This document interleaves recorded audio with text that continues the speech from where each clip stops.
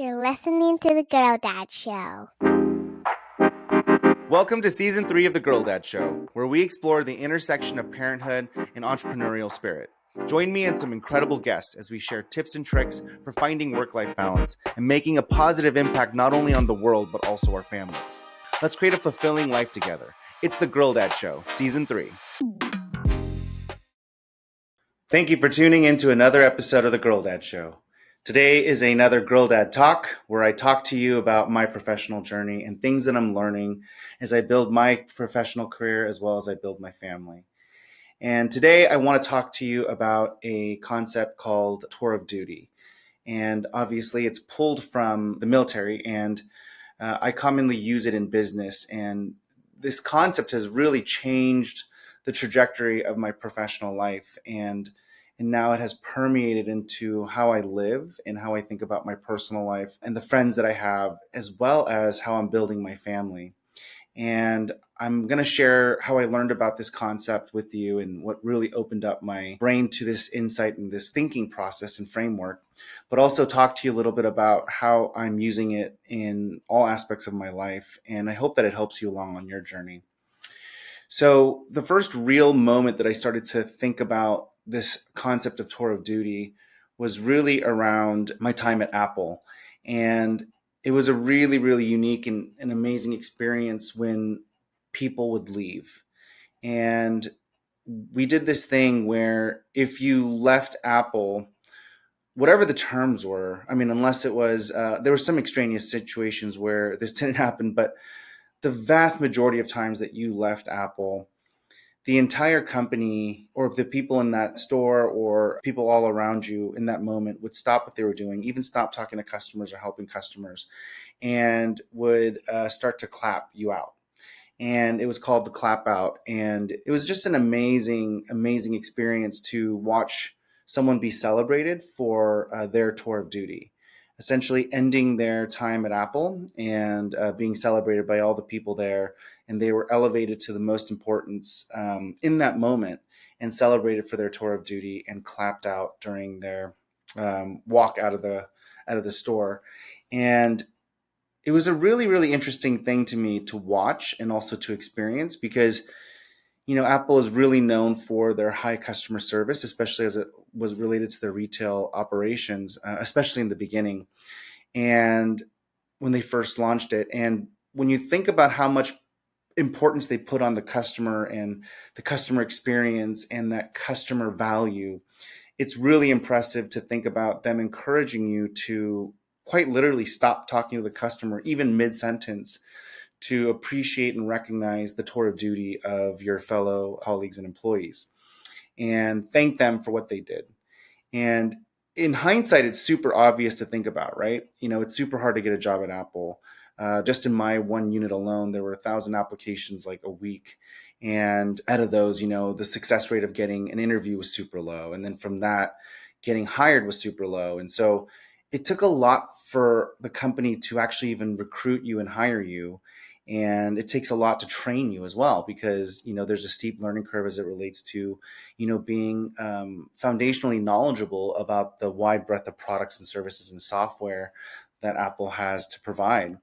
And it's a pretty big investment. And you think about them celebrating that investment, no matter why it is that you're leaving, and they're celebrating the fact that you were here and you were part of the company and thanking you for your service and hoping that you have a successful next chapter and tour of duty in your life. And it was an amazing thing for me to watch and experience because it really created a marker in my mind on how cool that was and how important it was to, celebrate people and their tour of duty. Because previous to that, you typically had a negative connotation when you're leaving places.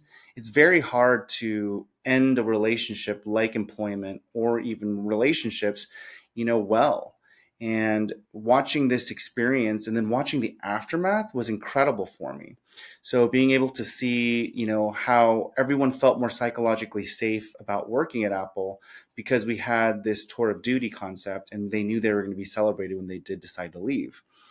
And it really was almost more beneficial for the people that stayed and in creating this like, very mature and professional culture that other companies I've worked at never had, because we celebrated these tours of duty at Apple. And so it taught me this thing called tours of duty, and it has stuck with me for many, many years. And I always fondly remembered it emotionally and the impact it had, through the culture, the people, and me, and all of the people that I was leading. And it was an amazing experience. And so I think back to the exact moment that I started to understand this for business and myself was when I was at Limelight Health, and I was doing a myriad of roles to help the company move forward. During hypergrowth or hyperscale, there are people that need to adapt and fill in holes and make things move forward. It takes time and planning and resources to hire an experienced executive. And sometimes you don't have that luxury of 4 months or 3 months it takes to interview the right person. And, rushing that process can also be more damaging by hiring the wrong person to a company than it does helping fill the spot. And so, in an early stage growth company, there is a tour of duty where someone needs to be really good and flexible, have very low ego and high critical thinking skills to be able to fill in these gaps to make the company move forward until you can find that right person to fill that spot and take it to unbelievable heights. And I had realized that that was my tour of duty when I started to think about, what was next for me in my career. And I was starting a family. I had responsibilities. I had bought my first house. I had a mortgage. I had a lot of these different things that made me realize that I needed to continue to make more money. And what was really interesting about this moment was that I was thinking about what the next step for me would be at this company. And at this point, the company was raising its Series C. And we were thinking about, after raising C, what would that look like on who we would hire and what this organization would need. And so when we were mapping out all the different roles and kind of the org structure that we would need for this next stage or tour of duty, I realized that I would have to step up and play in a different role than I was currently playing in. And I wasn't sure if that was the right fit for me. I was open to the challenge of it, and I knew that that was what I needed to do to make more money and continue to grow. But I also realized that I wasn't good at it, and it would require a lot of work on my part to learn some new skills of, not only managing managers, but inspiring and leading managers and divisions and departments, having VPs that have directors that have managers. It's a different skill set. And I'm not saying I can't learn it. I'm not saying that anybody can't learn it, but I don't know if I necessarily wanted to. This episode of The Girl Dad Show is brought to you by Owners Club. As a business owner myself, I know firsthand how challenging the journey can be. Whether it's having someone that I can ask a very tactical question to, or just being able to share my big successes without guilt. Building a business is a lonely journey, and it does not have to be.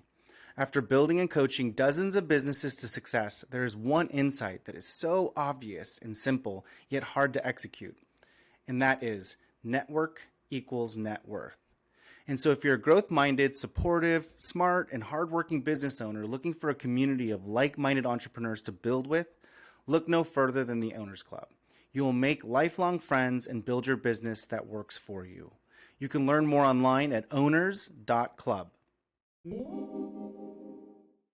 And there's something that I remember hearing from somewhere, and it was this concept that, like, when it comes to professional development, you really want to find things that you're naturally great at and really double down on that so you can enhance those things. Because if you're naturally good at it and you enjoy it and it feeds you, you will be a 10x multiplier in that thing. And then simultaneously, we try to actually find things that you're weak at, and we work on those things so that way we can continue to grow and develop ourselves. But at this moment in my life and time, I realized that it would have been better for me to double down on what made me happy and what really fed me and drove me to success. And I took the risk of leaving to go to another company where I didn't actually have to change much, and I can go back to doing what my zone of excellence was, and just being really good at that and doubling down on that and really learning how to be really great at that thing, versus, trying to learn another skill and being decent at it and then trying to develop those skills as I went and trying to figure it out like a continual utility player. And this is when the concept of tour of duty really seared in my brain, because I was able to have a very honest conversation with my CEO at the time. And we went back and forth on the possibilities of my role, what that would look like, my skill sets. And we also had a lot of conversations about life and philosophy and parenting and family. And it was a really, really great opportunity for me, because I had such a great boss, that understood and was well versed in life and cared about me just as much as the business. And it offered me the opportunity to socialize this and come to the conclusion that this was something that I didn't actually want to do. And so instead of fighting this uphill battle of trying to get me to be qualified or good enough to take the next, a tier up or the next executive level up, we decided that we were just going to focus on, I decided it, that we were going to focus on transitioning me out and finding a replacement for me, figuring out what I would need to do to help the company continue forward in this next iteration, and really figuring out how I can help the company find a better version of me for the next stage of its trajectory. Simultaneously, I use that, same time and same boss and mentor to really figure out what it is that I wanted to focus on. And I came to this conclusion that people are not necessarily bad, and it's not bad or good if they leave. It's not bad or good if they can't do the job for the next job or the next stage of the company. It's just that there are skills that people are naturally good at, and you have to make a conscious decision of, when you make these jumps into new leadership roles as the company scales, do you have those skills, because it's a completely different skill, and or do you even want to learn those skills? And you have to do that eyes wide open, because if you don't do that, you're going to be unsuccessful and the company will hurt from it. And then you will have a subjective opinion of like, oh, I don't like you, or whatever that may be, because now you're mixing relationship with performance, and it can get a little bit icky. But if you go into it knowing that this has nothing to do with you being good or bad, it's just like, hey, I want to try this. Here are the skills that I need to learn in this new iteration. Here are the things that I'm going to do to try to level those skills up.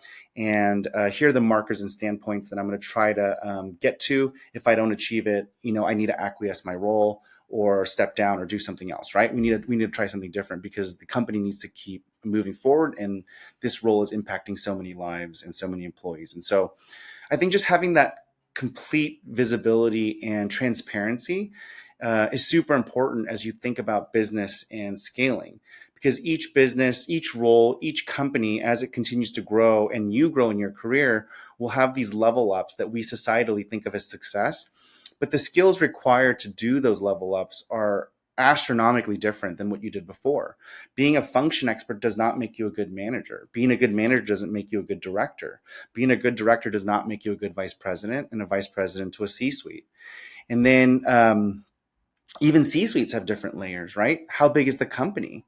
And how many divisions does it have? What are the strategic plans and departments on it? Like, C-suites even have different layers to it, right? Depending on the stage and size of the company. And so having a good understanding of the skills and being real with what you have and what you don't have is super important, which goes back to the first point that I'm trying to make today, which is all around this concept of tour of duty.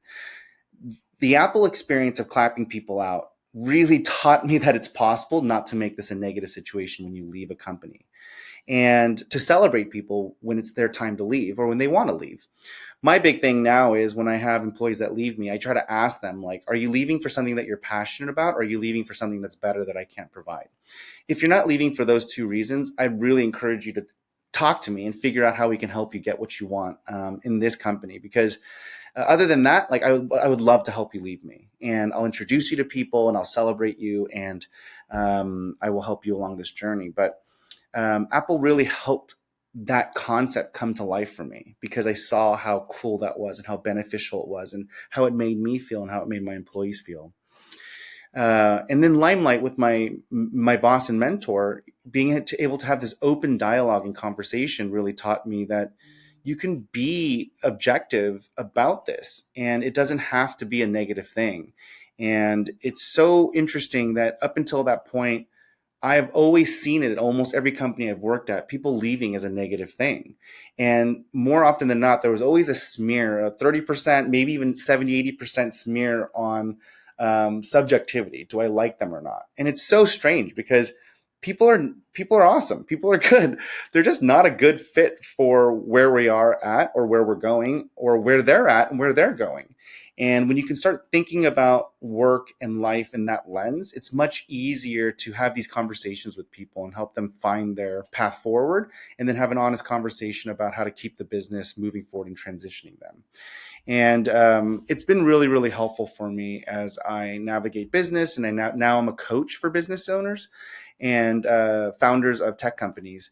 This concept has really helped me move them forward and help them think about the business in a more objective manner and really understanding and parsing out the types of people they need in the company at that moment. And then helping them to understand to reassess that to adapt the company needs and skills as it continues to grow. Because once you start getting successful, the company will evolve and you need to constantly reset the people that are in it, bring them along, give them the skills to learn, or help them move on to something where they're happy doing what their tour of duty is.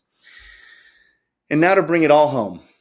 Tour of duties, I also have now been thinking a lot about this on the parenting side. And more so now that, both of our kids are getting closer and closer to going to school full time. And we're looking at, a huge swath of time that is going to open up for both Amy and I, right? And it's obviously going to get filled up in other ways and because of activities and whatnot. But there's going to be 6 to 7 hours where both kids are going to be in school in the next, tour of duty as a parent.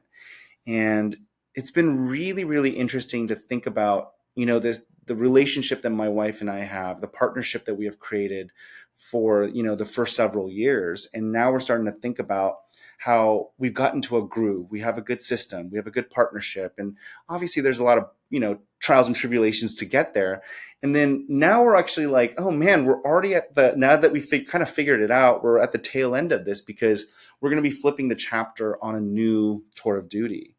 And it's really, really fun and interesting to bring some of these business concepts to parenting, but it is so timely and apropos. It fits perfectly, right? Like, I definitely think that if we kept going the way we're going with the same expectations, with the same conversations and meeting cadences and touch points and communication styles, we would accidentally miss the boat and get frustrated with each other. But I think because we're already realizing that there's a change of guard or a change in evolution of the family, and we're being proactive about it, we're now having these really amazing objective conversations about, what does next year look like? What does it look like when we have both kids in school for, 6 hours a day? And really starting the process of like, what do we need? What do we want from each other? And what do we want as a family unit? And how do we want to spend that time? How do we want to spend that resource? What don't we want to do? How do we want to do it? And all of those things. And so we don't have an answer yet, but we still have a year and a half to 2 years for that. So we're well in advance of it. But it's really, really interesting if you can think about, this concept of tour of duty for your professional career, whether you're a director trying to become a vice president or a individual contributor trying to become a manager. It is so helpful to realize this concept of tour of duty. And secondly, it's also really, really applicable to think about tours of duty as it relates to being a parent. There are absolutely phases with your kid, and the kids are going to evolve and change. And I'm realizing that these concepts of being objective is very, very much so applicable to, the personal side of my family and how I navigate, being a parent and being a dad. And I think about like how the end goal for me is wanting to be a good friend, someone that they can come and confide to and ask for guidance and talk through problems and help them work through their issues and their goals and their aspirations. But like right now, I'm like trying to like get them to clean their room and brush their teeth well. And, it's like you just know that you have plenty of time to just get from there to there. And you're like, oh, it's plenty of time. I'm just so busy. I'm so busy. But the reality is the time is happening and it's super fast. And if you don't take the time to think about it and think about the stages that you are going through in your life, it's going to happen to you versus you being there to make it that much more amazing. And I'm looking to apply the same level of success and understanding that I coach my business owners to and coach myself to and eat my own medicine, because you can of course let the business grow and just react to all the growth problems, or you can do the inverse, which is plan for the growth problems and learn and figure out and discuss and identify what tours of duty and what people and what skills you need for this next one. And I'm going to lean towards the tour of duty concept for my family as well and continue to explore what this means for us. And I'm very, very excited about it. And although, we still have a year and a half, I'm going to be a lot more conscientious about watching my kids, evolve and change. And then, trying to be a really good dad to me means being a really good situational leader and understanding how I could be the best dad for them in their stage and in their readiness level. And if I can do this for people in business, I should absolutely be able to do this for my kids, is how I'm thinking about it. And so I'm hoping that this concept of tour of duty has helped you learn a little bit about how to think about your professional career. And I hope that you also find it valuable in your personal and family life. And I would love to hear your thoughts on this and how you think about work and family and what you think about this tour of duty concept. Thank you again for tuning in to the Girl Dad Show. And I can't wait to continue to grow with you guys and build a life that's fulfilling in every way. Let's go. Thank you for listening to the Girl Dad Show. As a Girl Dad Show listener, I'm so excited to share with you a very exclusive discount to the Owners Club. Owners Club is my pride and joy, and it is the business that I use to help me build and network with other like-minded growth business owners. And it is a place where business owners can learn from the tools and systems that I've been building and continue to build to grow and build my businesses. But it's also a great place to build camaraderie and relationships with other business owners that deeply understand the ins and outs of owning a business. And for my loyal and new Girl Dad Show listeners, I'm offering an exclusive 75% off for the first year membership. And you just use the coupon code TGDS75 at www.owners.club, and you will be able to get 75% off your first year membership. I hope this helps you on your professional journey as much as this podcast helps you on your parenting journey. Thank you.